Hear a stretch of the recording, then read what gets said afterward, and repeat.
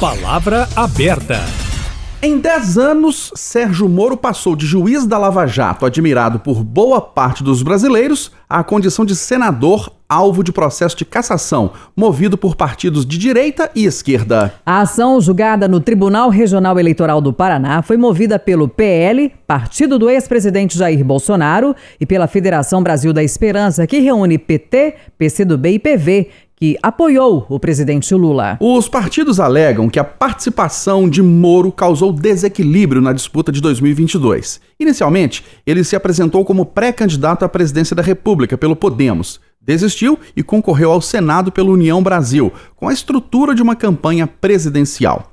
Para as legendas, Moro praticou abuso de poder econômico e uso indevido dos meios de comunicação. Para avaliar a trajetória e o futuro de Moro, Eustáquio Ramos e eu, Kátia Pereira, estamos recebendo aqui no Palavra Aberta Digital o doutor em Direito e especialista em Direito Eleitoral, Igor Oliveira. Bem-vindo, obrigado pela presença.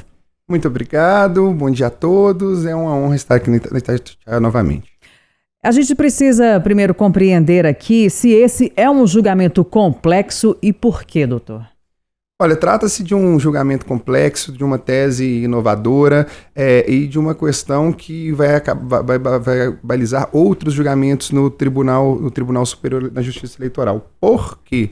Porque estamos diante de um processo no qual se questiona gastos de pré-campanha de um candidato. É uma questão nova. É novo na Justiça Eleitoral o fato das candidaturas serem custeadas por partidos políticos, pelo fundo eleitoral, pelo fundo partidário, e aqui vai se discutir qual seria o que a gente poderia considerar um excesso de gastos nesse período de campanha. Porque a legislação ela determina um teto na campanha eleitoral. Na pré-campanha não existe um limite de gastos estabelecido ali numericamente na lei eleitoral. Exatamente. Essa é uma questão também que dificulta o julgamento, né? Existem parâmetros e a norma ela explicita qual é o valor gasto na campanha, quem pode doar, quanto o candidato pode gastar e quem pode fazer as doações. Quando a gente chega na pré-campanha, a norma fala apenas que os gastos devem ser moderados. E aí esse conceito de gasto moderado pode variar de um julgador para outro no processo. Desculpa, Kátia, só para a questão, já que é uma ação nova, um processo novo, né, não se tem notícia de outras acusações em pré-campanha, no caso específico do Sérgio Moro, o senhor acha que está em jogo uma questão técnica mesmo ou uma questão política, né, de perseguição ao Sérgio Moro diante das polêmicas envolvendo a Lava Jato? Bem, todo processo, né, que tramita na Justiça Eleitoral, além de ser uma questão de natureza técnica, aqueles que movem a ação, no caso, os partidos ali, PL e PT, há um fundo político, um interesse político, que é a perda de um mandato de uma pessoa que tem relevância, expressão, ou que já teve maior ou menor relevância e expressão na sociedade, e a substituição para a realização de uma nova eleição. Porque a partir do momento que se vier a ser confirmada a cassação, nós vamos ter uma nova eleição para senador no estado do Paraná. Agora, outro conceito que precisa ficar claro, se é que é possível, é o de abuso econômico. Quais são as características e como que a gente pode identificar isso no caso do Sérgio Moro? Sim, essa é uma excelente pergunta, porque a Justiça Eleitoral, ela diz que o abuso de poder, ela tem um conceito abstrato e ele deve ser aferido caso a caso.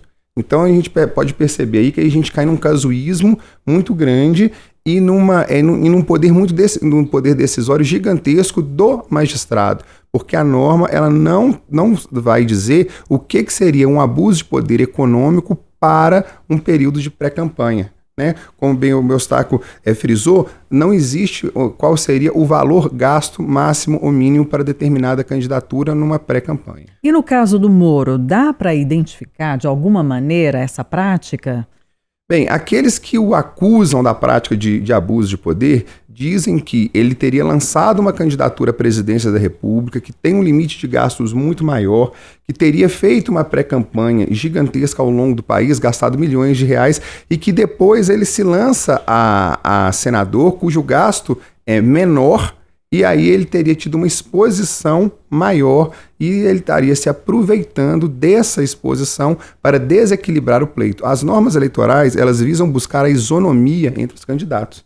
Então, Então, toda vez que o Poder Judiciário ele intervém, é para demonstrar que X ou Y teve um beneficiamento, seja abuso de poder político, abuso de poder econômico, corrupção, fraude, para desequilibrar o que a legislação eleitoral busca, que é a isonomia do pleito, a igualdade de oportunidades. Mas aí, doutor Igor, no caso, por exemplo, de figuras conhecidas nacionalmente, e o Sérgio Moro é um bom exemplo disso, né? Que ele é um dos nomes mais fortes da Operação Lava Jato, o juiz da Lava Jato.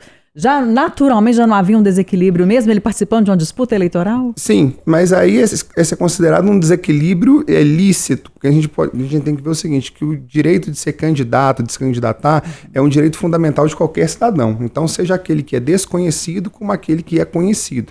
Então, visando equilibrar as oportunidades, é que existe o fundo partidário que distribui recursos mais ou menos com um certo equilíbrio para todos aqueles que visam se candidatar, e também tem um limite de gasto para as candidaturas. Agora, só mais uma pergunta, Eustáquio, desculpa. Aí a defesa do Moro não pode alegar e argumentar, por exemplo, que não era possível prever que ele não ficaria no Podemos, que aí ele foi para o União Brasil e depois não conseguiu, sim, né, a pré-candidatura para a presidência da República, teve que ser como senador e etc. E todos os desdobramentos que a gente viu? Exatamente, Kátia. Até parece que você leu o processo todo. A defesa do Moro, ela se baseia nessa situação, dizendo que não existe dolo praticado pelo candidato, que ele queria se lançar à presidência da República e só não lançou sua candidatura porque foi impedido por terceiros. A candidatura dele foi impugnada, depois ele teve que mudar de estado. E a outra questão que aparece na defesa do candidato é o seguinte: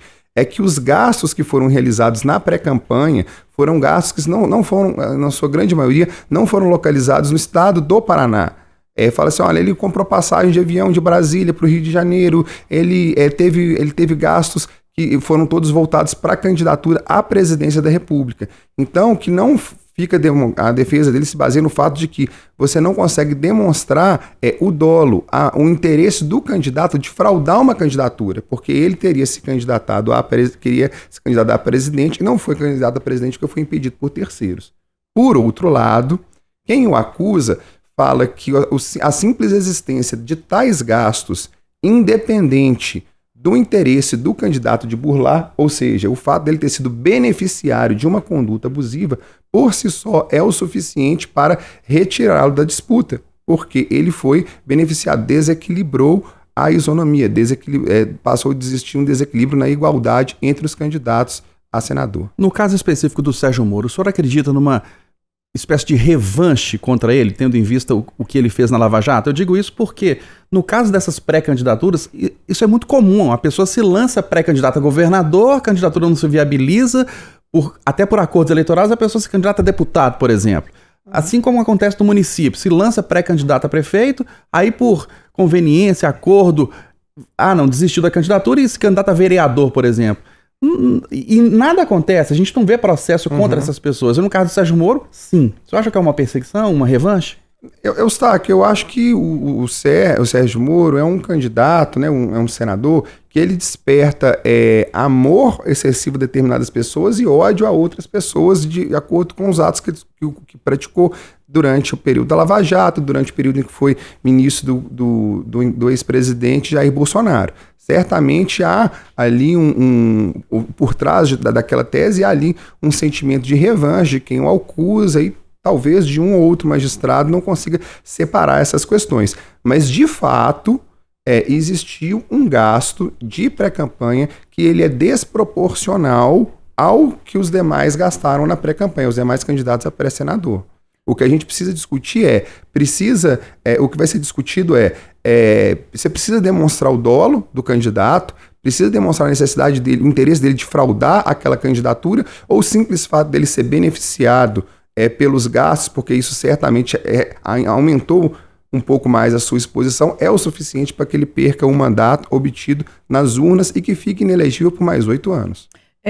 Esse caso do Sérgio Moro, como o senhor disse inicialmente, é um julgamento complexo e ele pode servir de parâmetro para outros julgamentos. Aí vai depender se ele for numa eventual cassação, aí vai para o TSE, a decisão que o TSE tomar é que pode servir de parâmetro para que não haja mais dúvida em casos assim? Certamente servirá como parâmetro, porque como a norma fala tão somente em gastos moderados, desse julgamento a gente vai conseguir extrair um balizamento do que seria gasto moderado ou não numa pré-campanha. E mais, se precisa ficar demonstrado que o candidato tinha o interesse de fraudar a candidatura ou não, ou se o simples fato de que teve um gasto excessivo é o suficiente para tirá-lo da disputa. E na avaliação do senhor, Sérgio Moro continua sendo uma figura pública forte, importante no país, porque em 10 anos a vida dele virou de ponta cabeça. Ele foi juiz, decidiu não ser juiz mais, foi ministro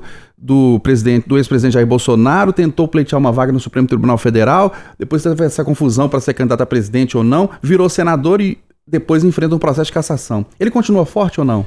Olha, eu acho que é uma figura forte, uma figura de expressão, mas que com o passar do tempo, né, desde o dia em que... Acho que ele se arrepende de ter largado a magistratura.